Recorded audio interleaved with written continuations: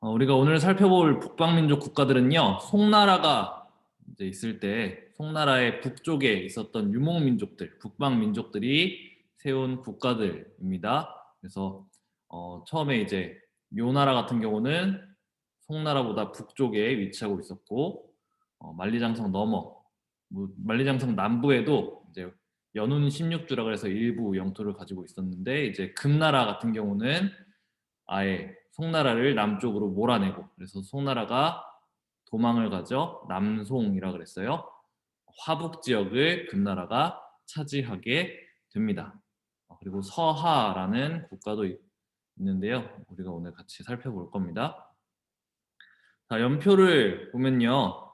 어, 이제 송나라가 있던 시기, 그러니까 10세기에서 13세기 후반에 걸쳐서 오늘 배울 북방민족 국가들이 등장을 해요.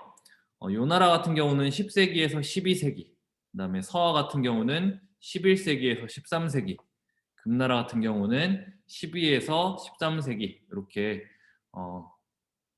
걸쳐서 등장을 하는 나라들인데요. 우리나라는 송나라와 마찬가지, 송나라가 있던 시기에 고려가 있었다 그랬죠?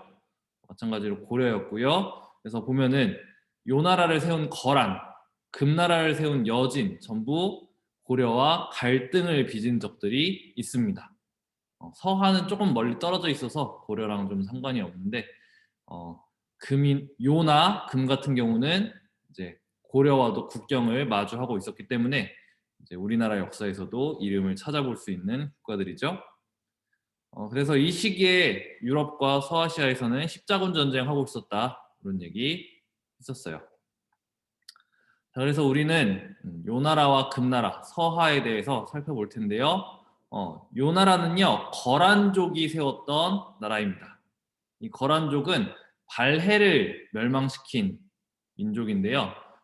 이제 발해를 멸망시킨 이후에 화북의 일부 지역을 거란이 차지하게 되는데, 이렇게 할 수 있었던 이유는 중국이 5대 19개 혼란기였기 때문에 그래요.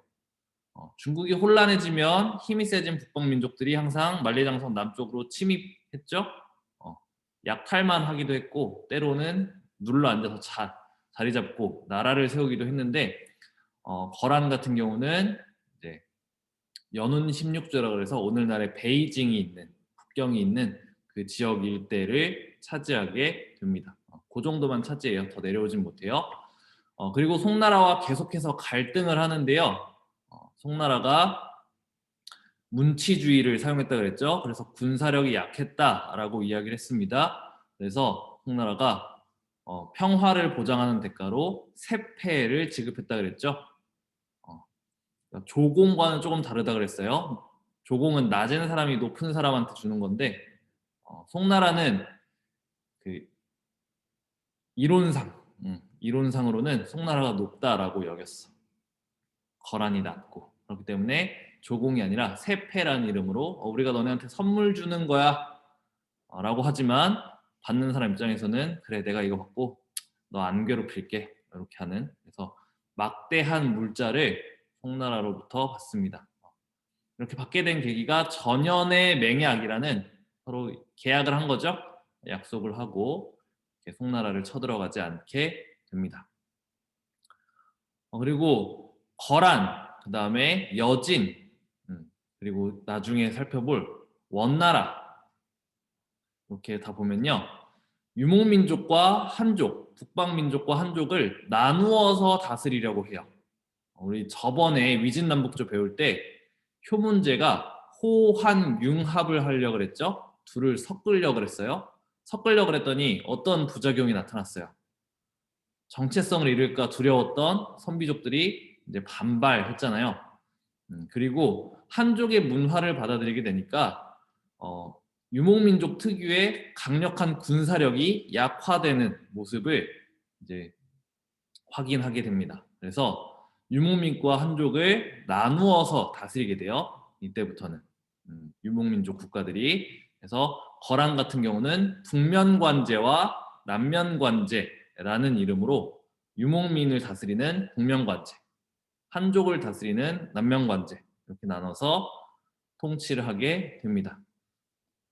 요나라 같은 경우는 북방민족, 유목민이 세운 국가죠. 그러니까 당연히 당연히 북면관제 그리고 유목민족을 지배하는 체제가 한족을 지배하는 체제보다 우위에 있어요. 우선순위에 있게 됩니다.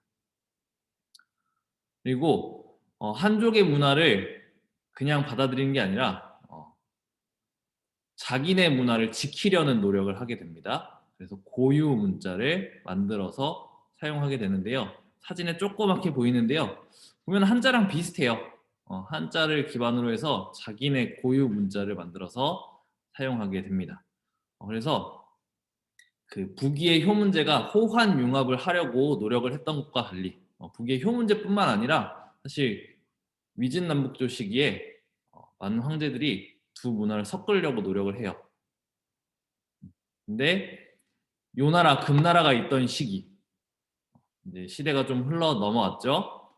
이 시기에는 요나라 금나라 원나라 다음 시간에 배울 원나라까지 이들은 한족의 문화를 무작정 받아들이지 않습니다. 섞으려고 하지 않아요. 가능하면 유목민족의 문화를 지키려고 해요. 그렇지만 전에도 한번 얘기했던 것 같은데 한족의 문화가 정착해서 살기에는 더 편리하고 좋고 또 화려해요. 그러다 보니까 자기도 모르게 이제 한족 문화에 스며들게 됩니다. 한족 문화에 스며들게 되는 순간 유목민족 국가들은요 군사력을 잃어요. 이제 유목민족의 풍습대로 사는 것이 유목민족 국가들이 군사력을 지키는 하나의 방편이었어요. 그렇기 때문에 거란 같은 경우도 그래서 한족의 문화를 받아들이고 군사력이 약해지니까 금나라, 여진에게 멸망을 하게 되는 거고요. 금나라도 마찬가지로 그렇기 때문에 원나라에게 멸망을 하는 거고요. 그런 모습을 볼 수가 있습니다. 자, 그 다음은 탕구트족. 탕구트족이 세운 서하인데요. 서하는 사실 중국의 입장에서 서하라고 부르고요. 탕구트족 자신들은요. 우리는 대하다, 클 대자 써서 대하라고 불렀는데 이제 중국 사람들이 자기네보다 서쪽에 있다 그래서 서하라고 불러요. 우리나라도 우리나라 역사책에서는 그냥 중국의 그런 시각을 따라서 서하라는 명칭을 사용하고 있습니다. 이 서하는 실크로드를 장악해서 이제 동서교역의 그런 이득을 누렸던 나라고요. 요 나라와 마찬가지로 송나라를 압박해서 이제 세패를 받아냈습니다. 이들도 마찬가지로 고유 문자를 만들어서 사용을 해요. 근데 사실 요 나라나 금나라처럼 이렇게 뭔가 더 넓은 영토를 가지거나 뭔가 더 뛰어난 일들을 하거나 뭐 아니면 중국의 영토를 많이 점령하거나 이런 국가는 아니어서 송나라, 요나라, 금나라 요 나라들보다는 좀 작은 나라라서 그렇게 비중 있게 다뤄지진 않아요. 뒤에 사진을 보면요, 이렇게 무덤이에요. 서하의 왕릉입니다. 서하의 왕릉. 서하의 문자도 보이는데 이것도 한자랑 좀 비슷한 면이 있죠. 그래서 요 나라처럼 자기들의 문화를 지키려고 했다. 자, 그리고 여진족, 금나라입니다. 금나라는요, 이제 요 나라를 멸망시키고, 그러니까 거란족을 쫓아내고 이제 송나라를 공격해서 수도를 함락했다라고 했는데요. 우리 여진이 성장하면서 요 나라를 공격했다 그랬죠. 송나라가 잘하면 요 나라 멸망하겠네. 요 나라 멸망하면 세패 안 바쳐도 되겠네 하면서 여진이랑 동맹을 맺었다 그랬어요. 그랬는데 송나라가 여진과 맺었던 약속을 지키지 않아서 여진족이 아예 그냥 송나라까지 공격해 버립니다. 그리고 화북 지역을 차지하게 돼요. 그래서 송나라가 남쪽으로 도망을 갔다. 남송이다 라 그랬죠. 그렇게 금나라보다 조금 더 넓은 영토를 차지한 금나라보다가 아니죠. 요나라보다 조금 더 넓은 영토를 차지한 금나라 여진족이요. 마찬가지로 이제 여진족과 한족, 북방민족과 한족을 구분해서 다스립니다. 요나라는 북면관제, 남면관제라는 이름으로 했었는데 금나라 여진족은 맹한모국제와 주현제라는 이름으로 맹한 모국제는 여진족의 원래 부족 제도를 의미하는 말이에요. 그래서 여진족의 부족 제도를 토대로 해서 여진족을 다스리는 체제 만들고요. 주현제라는 이름으로, 주현제는 중국의 지방 제도였죠. 주현제라는 이름으로 이제 한족을 다스리는 지배 체제를 만들게 됩니다. 당연히 여기서도 맹한 모국제가 우위에 있었어요. 이렇게 한족과 북방민족을 구분해서 다스리는 지배 체제를 이중 지배 체제라고 합니다. 그러니까 아까 요나라 때 살펴봤던 북명관제, 남명관제도 이중 지배 체제고요. 지금 금나라에서 살펴보는 맹한 모국제와 주현제도 이중 지배 체제고요. 나중에 이제 계속 살펴보겠지만 이렇게 뭔가 구별해서 다스린다 하면은 우리가 이것을 이중 지배 체제라고 부르게 됩니다. 여진족도 마찬가지로 자기네 문화를 지키기 위해서 노력을 했고요. 그래서 고유 문자를 만들어 사용하는데 또 마찬가지로 한자를 기반으로 만들어요. 조그만 화면에 조그만 그림이 보이죠? 한자와 많이 닮아 있습니다. 자, 우리 이렇게 해서 북방 민족들에 대해서 한번 쭉 살펴봤어요. 여기까지만 하면은 참 좋을 것 같은데 우리는 교과서 앞으로 다시 좀 넘어갑니다. 우리 일본에 대해서 안 하고 넘어왔어요. 일본에 대해서 안 하고 넘어왔었는데 일본으로 가볼 거예요. 우리가 지금 송, 요, 금 요 정도까지 배웠어요. 이게 한 12에서 13세기 정도까지가 됩니다. 그래서 우리 13세기를 기점으로 요 정도까지 배우고 다른 지역으로 넘어가겠다라고 했었죠. 그래서 중국의 역사를 13세기 정도까지 배웠고요. 그래서 일본의 역사도 비슷한 시기 정도까지. 사실 일본은 이제 조금 앞선 한 10에서 12세기 이 정도까지만 배울 거예요. 왜냐면 뒤랑 역사가 이어지다 보니까 그 일본을 배우고 나서 또 우리는 저기 서아시아, 남아시아, 유럽으로 넘어가도록 하겠습니다. 교과서 앞으로 좀 넘어갔죠? 자, 일본에 대해서 우리가 살펴볼게요. 교과서에는 한반도 우리나라 역사 얘기도 간략하게 나와 있는데요. 저는 한국사 시간에 배울 테니까 넘어가도록 하겠습니다. 자, 일본의 신석기 문화부터 우리가 살펴볼 텐데요. 일본의 조몬 문화라 그래서 신석기 문화가 있어요. 근데 일본의 신석기 문화는 조금 특이해요. 우리 신석기 시대 배웠던 거 거슬러 올라가 봅시다.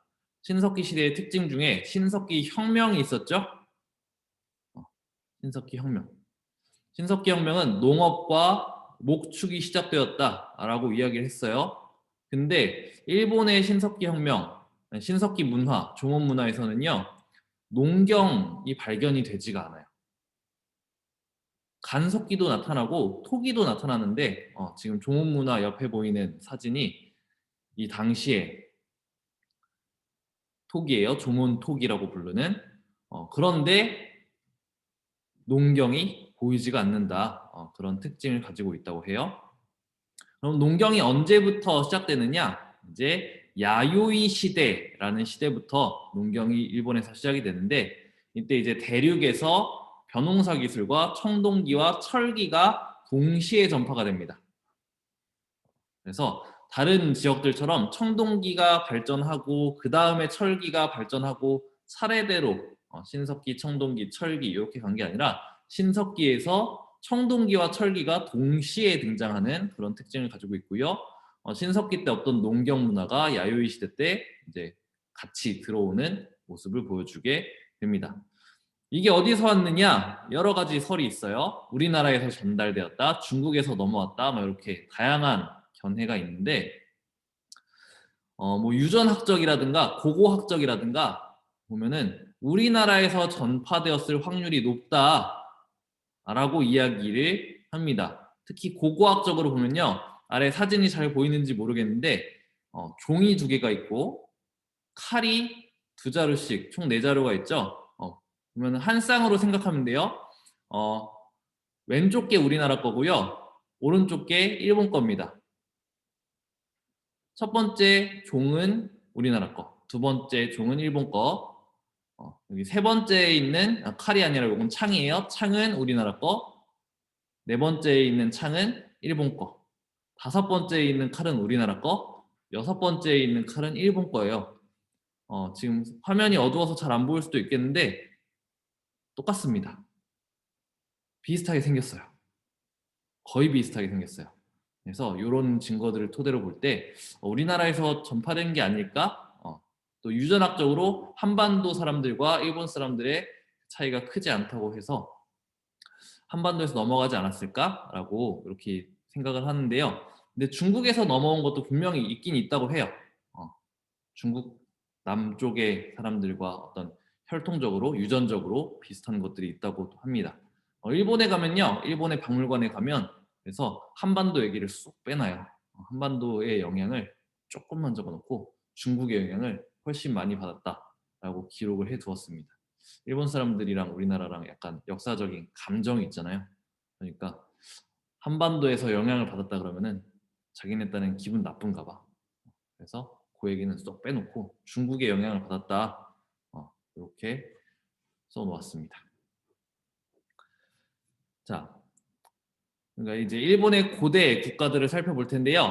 일본 고대 국가 시기에 주요 문화유산으로 꼽히는 것이 이제 목조, 미륵보살, 반가 사유상입니다. 일본에 있는 교토라는 도시에 고류사라는 절이 있고요. 거기에 소장되어 있는 목조, 미륵보살, 반가 사유상인데요. 근데 사진에 잘 보이는지 모르겠는데 오른편에 이제 방금 등장한 사진은 우리나라의 지금 국립중앙박물관에 소장되어 있고 전시되는 국보 83호 금동 미륵보살 반가 사유상이에요. 둘이 굉장히 비슷하게 생겼어요. 거의 유사하게 생겼어요. 그리고 이 목조 미륵보살 반가 사유상 일본의 문화유산이요. 한반도에서 자생하는 우리나라에서 자라는 나무로 만들어져 있어요. 그리고 이 유물이 보관되어 있던 고류사라는 절은요.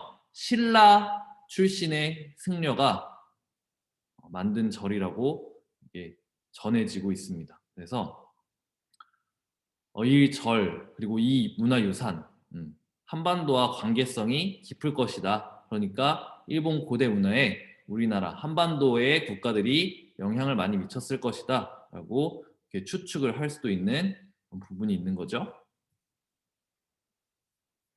그래서 일본의 이제 고대 국가 처음에 이제 등장한 것이 야마토 정권인데요. 야마토 정권은 이제 호족 연합, 우리 중국 역사 배울 때도 호족들 배웠었죠. 대토지를 소유한 동네에서 힘이 좀 센 사람들, 이 사람들이 이제 연합을 맺어서 국가를 형성하게 됩니다. 그 중에 제일 힘센 사람, 호족들 중에 제일 힘센 사람이 이제 왕이 된 거예요. 그러면서 왕이 점점 힘을 키워가는 과정, 이게 일본의 고대 국가가 형성되는 과정입니다. 그래서 3세기 말 이후에 이제 국가의 형태가 등장을 하게 되고요. 6세기에 이제 쇼토쿠 태자라는 사람이 등장을 하게 됩니다. 또 6세기가 되면은 오늘날의 천황, 우리가 흔히 언론에서는 일왕이라고 격하해서 부르는데 선생님 생각에는 그냥 명칭이에요. 일본의 왕이라는 표현도 맞지만 천황이라는 명칭도 틀리진 않은 것 같아요. 저 사람을 높여주는 표현이 아니라 그냥 쟤네가 그렇게 부르잖아. 이름이라고 생각하면 될 것 같아요. 아무튼 천황의 가문이 6세기 초에 등장합니다. 물론 일본에서는 그 이전부터 천황 가문이 다스렸다라고 표현하지만 이제 증거로서 확실하게 천황의 가문이 등장한 거는 6세기 초예요. 이들이 지금까지 계속해서 일본의 왕을 하고 있어요. 그래서 일본의 황실, 천황가가요, 세계에서 제일 오래된 왕족 가문입니다. 6세기부터니까 지금이 21세기잖아. 거의 1500년 가까이를 흘러내려온 그런 가문이에요. 자, 6세기에 이제 쇼토쿠 태자가 등장을 해서요, 한반도와 중국의 선진 문화를 막 받아들이기 시작합니다. 그러면서 중앙 집권 체제를 강화해요. 여러 가지 체제들을 법적인 제도들을 갖추고 그리고 불교 문화들을 적극적으로 수용합니다. 그래서 이때 일본의 불교 문화가 발전을 하게 돼요. 그리고 견수사, 견당사라 그래서 수나라와 당나라의 사신들을 파견해요. 수백 년에 걸쳐서 이제 견수사, 견당사를 파견하면서 중국의 문물을 계속해서 받아들입니다. 이 과정을 통해서 당나라의 율법 체제도 받아들이게 돼요. 그래서 다이카 개신이라는 개혁을 일으키고요. 당나라의 율령 체제를 모방해서 당나라의 삼성육부라는 게 있었다 그랬죠. 그걸 모방해서 완전히 따라하지 못하고 이제 이관팔성이라는 체제를 만들기도 하고요. 그 외에도 이제 균전제와 비슷한 제도들을 만들려고 노력도 하게 됩니다. 그리고 7세기 말부터는요, 일본이라는 국호, 오늘날에도 일본이라는 나라 이름을 쓰죠. 일본이라는 나라 이름이 7세기 말부터 사용이 돼요. 그리고 천황이라는 칭호도 7세기 말부터 사용이 돼요. 그러니까 일본은 뭔가 이런 표현 쓰면은 우리나라 입장에서는 기분 나쁠 수도 있어. 우리나라 사람들 입장에서는. 근데 다른 나라 사람들, 해외 많은 국가들에서 보기에 와, 저 나라는 진짜 전통이 깊다. 왜냐면 일본이란 나라 이름을 7세기 말부터 1400년 가까이 지금 쓰고 있고 천황이라는 칭호도 1400년 가까이, 천황의 가문은 1500년이 됐대. 사실 세계에 그렇게 긴 유래를 가진 국가 이름이라든가 그런 곳들이 별로 없어요. 그러다 보니까 그런 점은 뭐 일본이 그런 장인 문화라든가 이런 게 있잖아. 그런 점은 우리가 그래도 인정은 좀 해줘야 되지 않을까 생각을 합니다. 일본 애들이 마음에 안 드는 점들이 많긴 하지만. 자, 이제 이 야마토 정권이요, 이제 수도로 옮길 때마다 우리가 이제 시대, 무슨 시대, 무슨 시대라고 이름을 붙여요. 왜냐면은 7세기 말부터 일본이랑 국호를 계속해서 썼기 때문에 일본의 역사를 어떻게 구분을 해야 될까? 수도 옮긴 걸로 구분을 하자. 그래서 아스카 지역, 원래 수도가 있던 아스카 지역에서 나라 지역으로 헤이조쿄로 천도하게 된 때부터 이제 나라 시대라고 이야기를 하게 됩니다. 그래서 8세기 초에 헤이조쿄로 천도를 하고요. 그때부터를 나라 시대라 그래요. 오늘날에 이제 일본의 나라라는 지역이 있는데 거기에 이제 헤이조쿄가 있었기 때문에 그래요. 수도를 옮기면서 우리 지난번에 배웠듯이 당나라의 장안 모습을 본떠요. 당나라의 율령 체제만 받아들였을 뿐만 아니라 도시의 모습도 장안을 본떠서 만들었습니다. 그리고 이제 율령 체제를 이제 확립하게 됩니다. 그래서 일본식 율령 체제가 나라 시대 때 완성되었다라고 이야기를 하고요. 그러면서 이제 자기네 역사에 대한 기록을 쓰기 시작하는데요. 고사기와 일본서기 같은 역사책을 써요. 근데 이 책들은 고대 역사 플러스 신화가 막 뒤섞여 있어요. 그래서 막 말도 안 되는 얘기들이 막 있어요. 뭐 진구황후라는 사람, 우리나라 역사 입장에서는 저 사람 때문에 역사 왜곡 일어난다라고 생각되는 사람인데요. 그 사람이 신라를 쳐들어왔대. 근데 이제 여왕이야, 여왕. 임신을 하고 있었는데 아기를 안 낳으려고 배에다가 돌을 묶었더니 아기가 안 나오고 1년 동안 임신한 채로, 만삭인 채로 신라를 쳐들어왔대요. 말이 사실 안 되잖아요. 그런 걸 비롯해서 뭐 다양한 신화들이 역사와 함께 뒤섞여서 정리가 되어 있는 책입니다. 일본 사람들은 요거를 토대로 이제 뭐 고대 신라를 일본이 다스렸다느니 뭐 가야를 다스렸다느니 이런 주장을 막 해요. 근데 우리는 조금 그걸 비판적으로 받아들여야겠죠. 그래서 고대 역사와 신화가 뒤섞인 역사서를 볼 때 우리가 주의를 해야 됩니다. 어떤 점에 대해서 우리가 주의를 해야 될지 오늘 요거 질문 하나예요. 이따가 생각을 해보도록 하겠습니다. 자, 그리고요, 이제 수도를 8세기 초에 헤이족교로 옮기면서 나라 시대가 시작되었는데 8세기 말에 한 번 더 천도를 합니다. 헤이안교로 천도를 하게 돼요. 어, 이 계속해서 천도를 하는 이유는요, 호족들의 힘을 약화시키기 위해서예요. 호족들의 힘을 천도를 하면 호족들의 힘이 약화되는 이유는 이제 호족들이 그 수도 지역에 몰려 살면서 거기서 이제 기득권을 형성해요. 그러니까 수도 지역에 집중되어 있는 기득권을 한번 없애자라는 의미로 천도하는 거예요. 그러면은 새로운 도시에서 호족들은 다시 새로운 기득권을 만들어 가야 돼요. 그런 의도로 이제 일본에서는 자주 천도가 나타납니다. 헤이안 시대는 이제 8세기 말부터 12세기 말까지 그래도 조금 오래 400년 정도 있는데요. 이 시기에는 이제 중국 대륙이 혼란해져요. 중국이 율령체제, 당나라의 율령체제가 붕괴되던 시기고요. 신라도 이제 점점 약해지면서 반란이 막 일어나고 농민 반란들이 일어나던 시기예요. 그러니까 대륙에 있는 국가들과 교류가 줄어들게 돼요. 그러면서 일본이 자기네끼리 지내게 되는데, 그래서 그 이전 시기에 견당사, 견수사, 견신라사를 보내면서 배워왔던 대륙의 문화를 자기네식으로 소화하게 됩니다. 그렇게 소화한 문화를 국풍문화라고 하는데요. 어, 일본의 풍토와 기호에 맞게 대륙 문화를 변화시킨다라고 표현을 하고요. 이때 국풍문화의 그 특징들이 오늘날 우리가 일본 하면 떠오르는 그런 이미지들 있죠. 뒤에 보이는 그림 같은 그런 일본식의 그림, 일본식의 문화 이런 것들이 이 시기에 특징들이 완성이 되게 됩니다. 이제 한나라 문화, 중국의 한나라 문화가 완성되고 나서 거기에 다른 요소들이 더해지듯이 이 국풍 문화의 기본 위에 이제 일본의 문화에 여러 가지 요소들이 추가되기 시작하는 거예요. 그런 식으로 이제 일본 문화가 발전해 나가게 됩니다.